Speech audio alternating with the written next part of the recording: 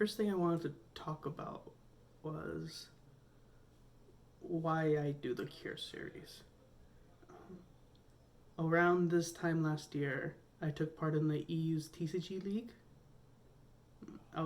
It was marketed as a way to play webcam games, a way to play, you know, Title or L3 or whatever you wanted to play. Like if you wanted to play a rainbow format webcam match, that was a possibility. That was something that you could do. But the way it catered to so many people made it so that basically every game was played on Untap. Uh, so I never played a webcam match. I didn't really enjoy it. I didn't really hate it either. It was just kind of not for me. They invited me back for the next season, but I didn't want to do it. What I did like was the idea of scheduling when you were gonna play, playing around your schedule, whenever you could do it, whenever you were free. Um, so that's kind of where I started. I wanted people to play with their cards. We spent lots of money on cards only to just look at them in the past year. Some people might be satisfied with that, sometimes people are just collectors, but I know others aren't. I know I am not. We want to touch our cards, our sleeves, our mats. But above that, I just want people to play. And that's the base of the Cure series. And by making it free and giving everyone a pack, I remove the main excuse and I give an incentive.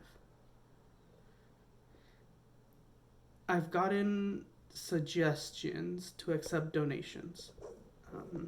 I don't accept donations for a couple reasons. The main reason is that I don't want the community to pay for the tournament. This is something the community wants and something that I can do. And another reason is the everything needs to be leveled or at least low, and it's easy for me to keep everything above the table that way. If I accept donations, I would want to explain to the donors what I do with their donations and where it goes. And I certainly wouldn't keep any of the money for myself. I purchase product for myself when I do it, and it's easy for the budget to get muddied and entangled if I were to use other people's money for that. So for starters, I keep it simple. At the moment, I break 2 boxes and I give away most of the packs before Top Cut starts. And the other thing that I provide is promos. I import a lot of Japanese cards, so I buy like handfuls of foils, and then I can just pick up non-foils relatively cheap. I know some people prefer the English ones, but I have access to Japanese, and I don't really have access to English ones. I had a ton of fun putting spirits within packs for Cure Series 3. And I was giving them out. I was very, very excited for people to see that pricing. And the other thing I really wanted to talk about is Cure Series 4 and why it took so long. Cure Series 3 wrapped up just as the year was ending, or shortly after. And at the end of Cure Series 3, I was approached by a Square Enix employee, and they asked me for details about Cure Series.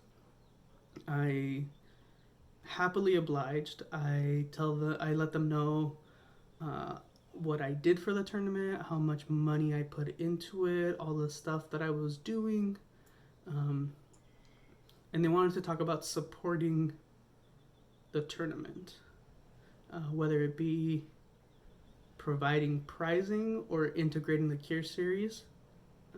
And I was absolutely for the idea. I will gladly take support. I will gladly run an official tournament. I will, whatever I can do to get people to play, whatever I can do to help Square connect to the community, I will always do. But that meant that things would have to change. So we talked about those changes, like prizing. Uh, Naturally, Square Enix doesn't condone people using art without their permission. So a custom white mage mat was definitely off the table. Um, I took the etiquette tab down shortly after I talked to them, because in the old etiquette tab there was a little thing that said that you could use Octagon, and naturally Octagon is something that Square is not particularly fond of, so I took that down. If you are part of the Azuna series, you can still see the old etiquette document. But they wanted, and I think they mentioned proxies. I think that we couldn't have proxies anymore. And then they had, obviously, tournament procedures that they wanted to change. They wanted things like deck lists from the first round, and they wanted judges at every table in the top cut. And I agreed with basically everything, but the biggest divide was the entrance fee and the consolation prizes. I had a little bit of pushback on my current structure, where everyone gets a prize and everyone plays for free. And we talked about some very cool things that Square could provide, like promos and sleeves and stuff. The conversation ended very well, and I think we compromised with it's free and everybody gets a coupon for the Square Enix store. And I was very excited for Cure Series 4 when we finished talking. A few days passed and I didn't hear anything back. And then towards the end of January, I asked again, and they asked for some more time or to run Cure Series 4. So I waited until this past week, and I asked again, and they wanted more time, suggesting that I run Cure Series 4, and then maybe Cure Series 5 they'll provide some support. And then that's when I made the announcement. That's when I made that Monday is when I made the announcement for Cure Series 4. To be clear, I have heard that the people don't like the community is running the events instead of Square. And there hasn't been much activity from Square in terms of events. And I'm certainly jealous of how much the Japanese Discord gets. But I don't think I'm the first person they talk to. And I held out because I do want Square to connect with the community. And if I could be the conduit, then, I have absolutely no qualms with that. I do want to disclaim that I am not affiliated with Square Enix. I'm not an employee and I can't speak on their behalf. So if they came out tomorrow and said that I'm a liar, I couldn't dispute that. But I am glad that Square isn't just ignoring the community. They want to reach out to us. They want to help us.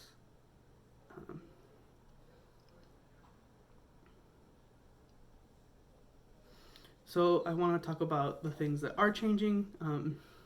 It's not very much. One of the things that I talked to the employee with was, instead of having Top Cut be an extra 3 or 4 weeks, it's just one day. And I really like that idea. So the week after Swiss Sands, it might just be the Saturday or the Sunday, and just crank out all the Top Cut rounds. Another thing that I've been talking about this, but the Top Cut will be a 2-deck format. It's been pretty standard in other tournaments. Lets you make have a variety of decks as opposed to playing one thing and sticking to one thing.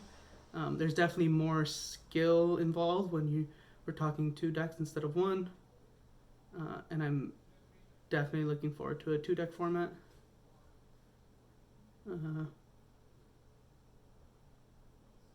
I think that's it. I think that's everything I wanted to say. Feel free to ask any questions, DM me. And I hope you have a wonderful day.